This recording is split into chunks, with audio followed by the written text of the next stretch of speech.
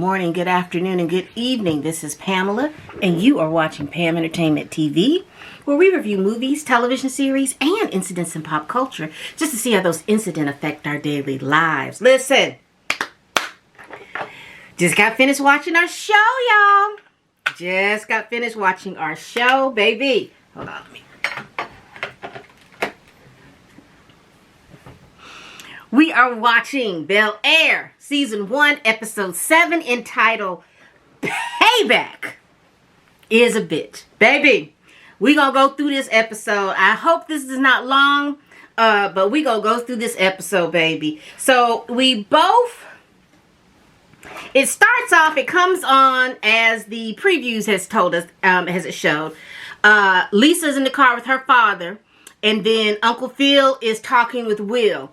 And basically both of the fathers are telling them to stay away from each other because they're in this campaign and they need to be separated so that, you know, the men folk can run their campaigns the way they want to. Uncle Phil tells Will that he needs to keep a certain emotional distance from Lisa and not tell her exactly what's going on for, you know, basically for fear that if Fred Wilkes gets this information, it's gonna tank them. So, but they don't listen. Lisa and Will do not listen. They decide that they are going to just keep it on the down low. But Will has been saying over and over again, I'm gonna tell Carlton about their relationship. And Lisa's like, yeah, we can't hide this from Carlton. We can hide it from our family, but we can't hide it from Carlton. So this is what they agreed to in the beginning. So then, I'm just going to go because, baby. So then we have Uncle Phil meeting with Viv and his campaign manager. And basically with the Times pulling their endorsement, I guess that pulled a lot of people. So again, I don't know all the people that are running in this election, but I know that Uncle Phil and Fred Wilkes are running, and I'm making the assumption that the current DA is running. Not really sure, but anyway. So Uncle Phil is sitting Vivian down to let her know that they're about to sink a lot of their savings and their money into this campaign, and he sets it up as if he's asking her permission that they're going to do it. But basically, what he's doing, he's already done it, according to the little messy campaign manager. But he just wanted her to get on board with it. But the campaign manager messed that up and told him, well, you know, maybe we should pull the money out the account. You know, just, why are you sitting in there? Just shut up. Vivian gets upset. And I'm like, Uncle Phil, you giving old light skin an opportunity to move in. But anyway, Vivian is upset about that because she was like, oh, you're going to do it without, you have already done it. You just wanted to come back here and make it seem like I had a say when I didn't have a say. Baby. Uncle Phil had to eat that. He really had to eat that. We push over to Carlton, and this is pretty much the basis of what's going on in the second half.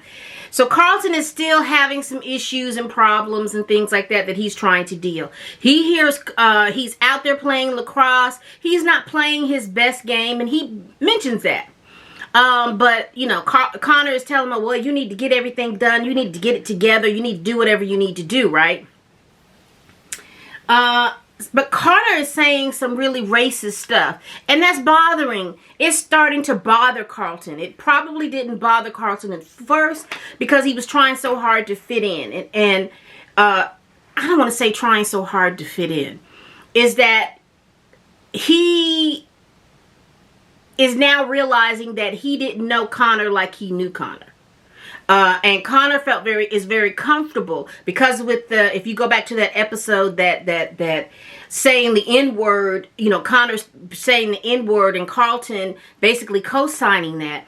Connor feels like Carlton is okay with him saying a lot of racist stuff, and Carlton isn't.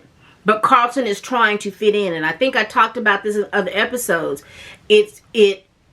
there is a cultural difference between black folks who grow up around other black folks who are enmeshed in this in the social thing of black people, whether it be who you play with, who you go to church with, who you're in social groups together, versus black people that are trying to integrate into white spaces and white areas. You're having to, who you are and how you are. I know we talk about code switching, but it's a wholly different thing. And Carlton has navigated that because that has been his life, that has been provided by Uncle Phil and Aunt Viv. But it also can cause you some issues and some problems. And because he's having difficulty coping, he's on the Xanax. He's taking the drugs and the stuff like that, because these are the things that help him cope, because he's in a constant state of frustration. So anybody that's ever grown up in a situation where you are one or two black kids in this class or in a social situation, you are in a constant state of frustration. And that's just a fact, and that is just reality, whether you think it's happening or not. And so you have a lot of people, a lot of young black people and older black people who are having to navigate those spaces. Older black people, if you go to work and you're in spaces where there are a predominant, they want you to conform to their culture without having to conform to your culture. There is a work culture, and that is true, but there's also, everybody else brings a piece of themselves. But we will talk about that later. But that's basically what Carlton is pretty much feeling right now. And he is frustrated, and he is angry about it. Because he hears Connor, and he's starting to, and I think that the influence of Will has had him to recognize, or basically to hear it better. And he realized Connor ain't who he thought he was. But Connor is going to still be Connor. And he said some racist things. And so that upset Carlton. So baby, Carlton got up there on lacrosse and went to playing, and ended up the way he played. There he was playing more aggressive, which then caused for Connor to break his wrist. Because I'm like, Connor, you could have failed a little better, but I digress. It seems like Carlton and Will are in a better place, because Carlton confides into Will that he purposely played aggressively, but he didn't mean for him to break his arm, but he purposely was playing aggressive to hurt him. And Will was like, hey, that's great. But Carlton says no, because since Connor is the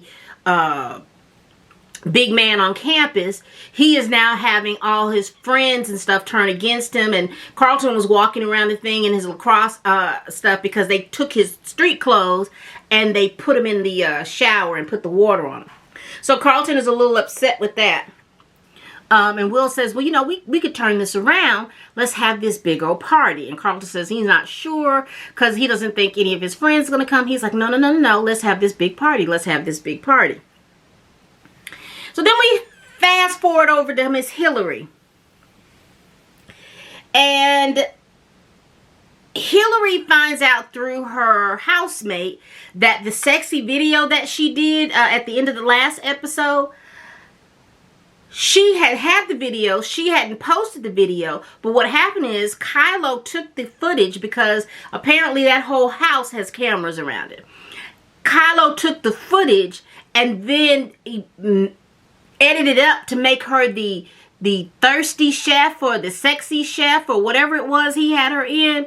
Child, Hillary was hot fire mad, and she's like, he needs to take it down. She's talking with her roommate, and her housemate is like, well, you know, you don't want to be because well, anyway, Hillary made a statement like she wasn't no thought, and then the housemate was like, well, we don't want to degrade sex workers and stuff like that. She said, well, that may be easy for you. She said, because, you know, black women are hypersexualized, and this is a problem.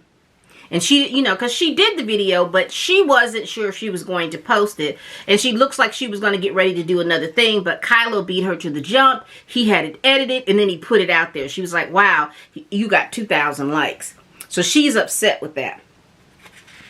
Baby, So Hillary gets up and she goes over to her parents' house. So she know, because she knows she's a daddy's girl, and she know her daddy is about to tat all that stuff taken down, have her contract voided, all that good stuff.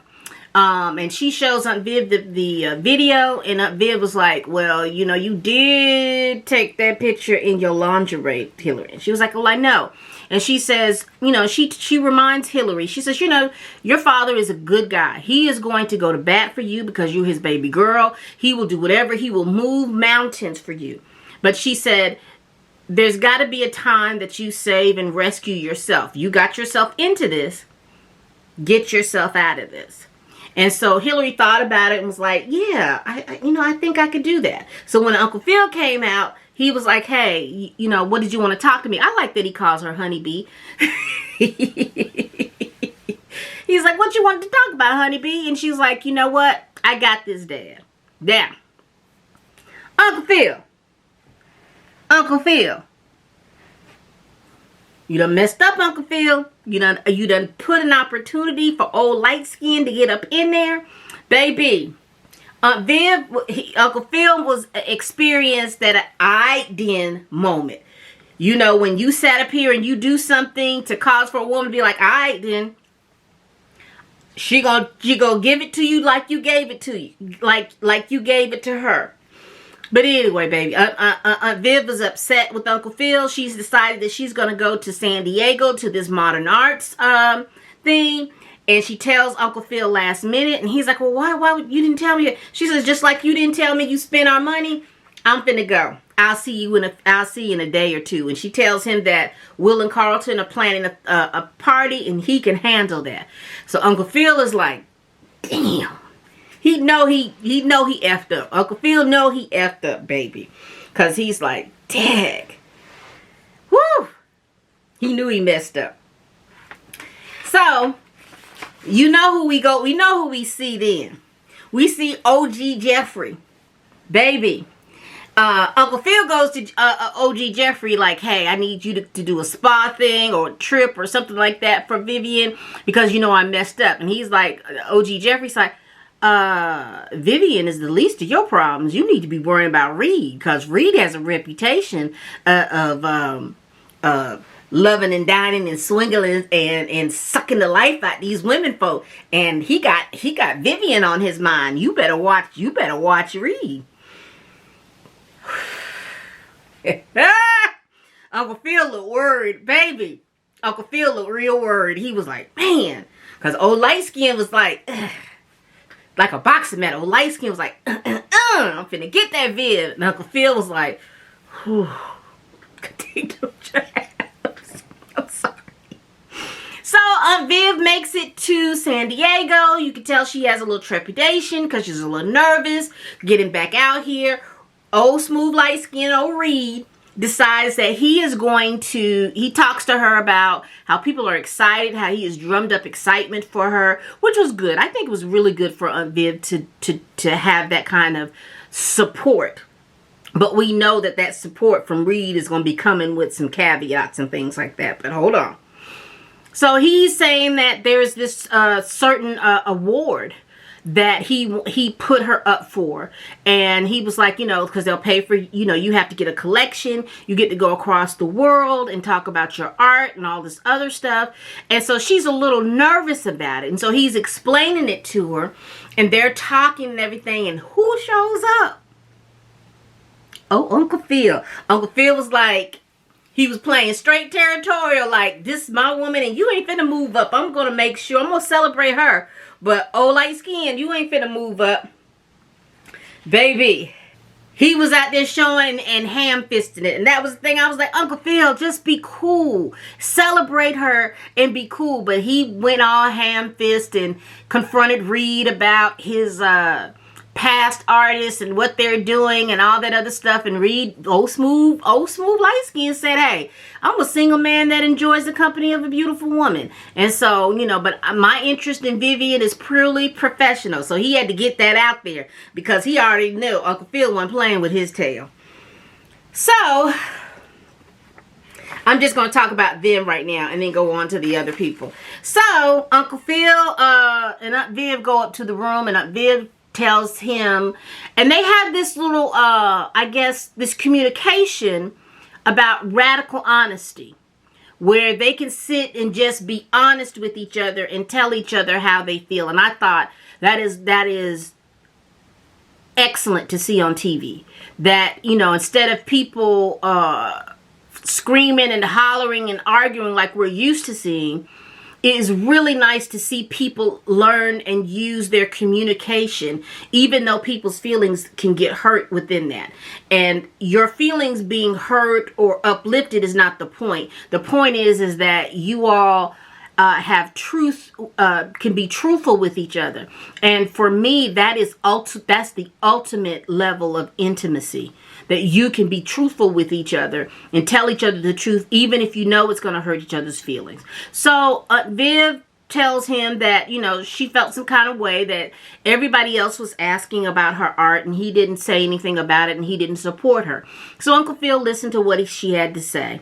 And then the radical honesty had to come from Uncle Phil to her. And he told her, I did support your stuff. I supported everything that you did. He says, but ever you were the one doubting yourself, doubting your work, worried about how you compare to different people. And he says, I may have offered you a lifeline, but you jumped through it.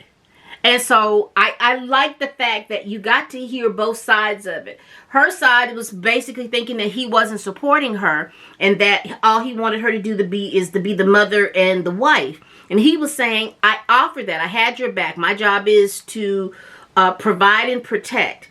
And I provided and I offered you a level of protection. He says, but you jumped through it and you never did get yourself out of that. He says, because you doubted yourself and doubted your work, and that you know, I didn't know anything else to do but to provide and protect for you. So I think that, you know, I just enjoyed that, you know, as a former social worker, that just warmed my heart to see people communicate like that.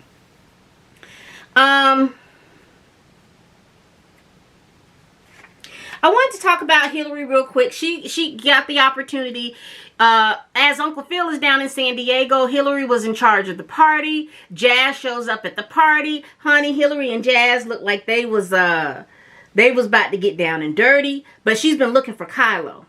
And she found Kylo at some influencer gig downtown. So she goes to confront him about the picture. And because she tells Jazz, you know, I'm upset about this and he shouldn't do that without my permission, da-da-da-da-da. Jazz is rocking with her. He's like, cool, you're right. He shouldn't do stuff like that. So Jazz was going to have her back to go. She gets down there and she talks to Kylo and Jazz is backing her up. However, smooth talking Kylo starts to tell her about the engagement numbers and all these different things and that Victoria's Secret is thing. And all of a sudden, her need to have him take that video down has turned. Well, let me listen to what these people are saying. And she does, and she leaves Jazz to himself, and then Jazz is looking like, well, I'll be damned. You send me down here to help you to get your back, and then your back starts to get get a little crooked.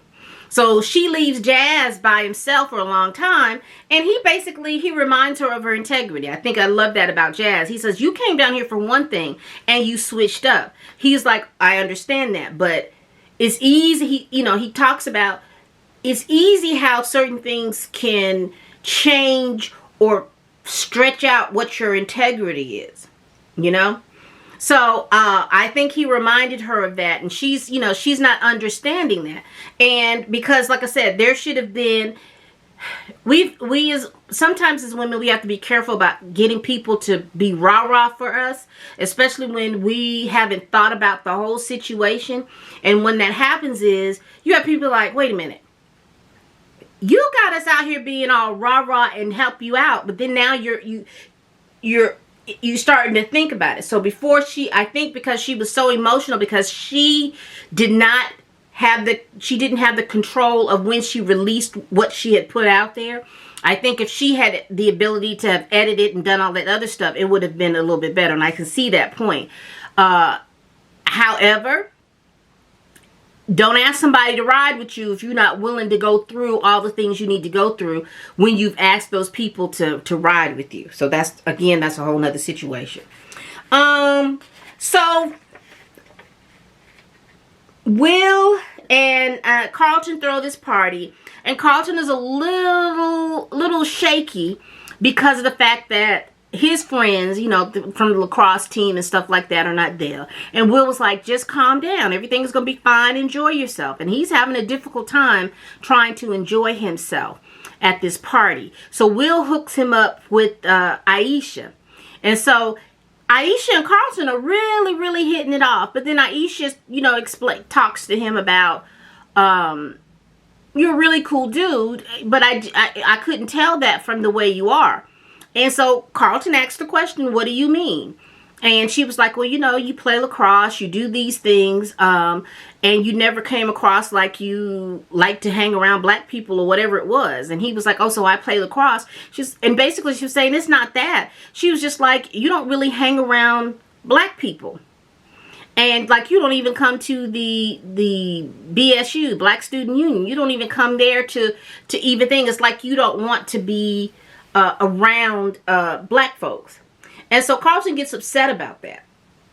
Which rightly so. He should be upset because she's calling him out and he's uncomfortable with that. He doesn't know. He's feeling like, I don't fit in with the black folk. I don't fit in with the white folks that I've supposedly cultivated a culture with, but I didn't, because they're acting, you know, Connor, who is the big boy, is acting a fool. So it's a whole lot of that type of stuff going on. And so that gets Carlton upset. He goes off to be by himself. He tells Will that it didn't hit off, and Will is, you know, it's like, dog, I'm trying so hard to help Carlton. And Lisa reminds him, of the cultural differences. You know, the difference between Will growing up in Philly and being around black people and being around doing everything around him is different from Carlton and being in Bel Air, because you're probably one or two or three of the four black people. So there's a level of frustration that you have to deal with. And when you don't have anybody that you can talk to about that frustration builds and builds and builds and builds and builds, and you don't know what to do. And so you're taking drugs and snorting Xanax and doing all these other kinds of things because we don't teach each other, or we're not as vocal about making sure that we teach each other about coping skills and how do you cope with different things. And that's why it's so important to provide outlets outside of another culture, within your culture, so that you can decompress, I think is the word I'm looking for, but I'm not sure.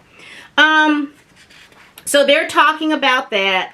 I talked about the radical honesty. So what happens is, he's sitting there through the party, Carlton, and he's a little, he's feeling isolated. And then his friends from the lacrosse team pull up. And then Connor pulls up. And so basically Carlton confronts Connor about his racist rhetoric. And like, you need to stop that, because his other friends are like, hey, we're on this team and we want you to squash the beef. And he's like, I'm fine, but I just need to know going forward that you're not going to be talking that racist rhetoric. And see, Connor is, I'm sorry, he's just a typical white person. Why should I have to change and conform to what you want me to do? I should be able to do what I need to do and no one question what I do. And if you question it, I have even though the group believes that I'm wrong, I'm not wrong. And I have a problem with you questioning me. Hope that makes sense. So basically so Connor confronts him and Aisha's like, that's what I'm talking about. She gave him that's what I'm talking about. Stand up for your people. Stand up for who you are. No one cares about the fact that you're a lacrosse member, but you need to stand up for what's right. And Connor was not doing what was right. And what does Connor do? Connor gets pissed off because his authority has been challenged. Who he is has been challenged. And so since the group doesn't want to rock with him, he is going to destroy it. And what does he do? He calls the police on the party. So the police come. Now, I'm gonna shelve that for a second. Let's get back to Lisa and Will. So Lisa and Will are up in Will's room, cha-cha-cha, and doing all that good talking. Lisa confided that her name was Beulah, and I was like, yes, Beulah. But anyway, her and Will are talking, and then inevitably she asks Will, why are you in Philly? So he remembers the conversation that he had with Uncle Phil, and he sidesteps it and tells her a half-truth. So while he's up there having half-truth, honey, baby, they get into the do and end up having the sex up there. And the one part that I did like about that whole situation is that Will confirmed that that's what Lisa wanted to do. Made sure he asked the question, you good? This is what you want to do? And Lisa had the opportunity to say things. So that was the only thing that I enjoyed about that particular thing. Not that I wanted to know that teenagers are out here having sex, but I'm not a hypocrite. So while they're upstairs, they see the blue lights going and they realize that the police have been called. And so Will is like, I'm going to go down there and do it. And she was like, no, I can help. I can help out with this situation because her father is the chief of police. So, but anyway, let's get back to this situation because you remember I left that Carlton was down there with the police. The police kept asking, whose house is this? Carlton kept saying it was mine. They don't believe Carlton. Why? If a white kid came up and said, oh, this is my house, it would have been a different thing. But Lisa comes down and she says he's telling the truth because he said it again. Carlton said, this is my home. She says he's telling the truth. And the police officer, who are you? And she says, I am Lisa Wilkes. I'm Fred Wilkes' daughter. And she gives the phone to the police officers. Chief of the police says whatever he needs to say to the officers. They shut the party down. Everybody goes home. What makes this significant is the fact that now Carlton realizes that Lisa and Will were up there together. And Will did not keep to his word saying that he would talk to Carlton about it. Because Carlton was texting him, but he didn't go back to his phone to look at the text because he was so into having that conversation with Lisa. So lastly, we get to Uncle Phil, Aunt Viv, and Reed. So after the conversation that Aunt Phil and Aunt Vivian had, she realizes that she has to rescue herself. That's the thing that she tells him. And so she asks Uncle Phil to go home.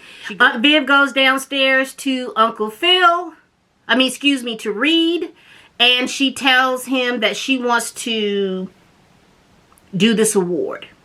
She's willing to work on trying to get this because she is going to save herself. She is going to start focusing on herself right now to get this particular award or fellowship.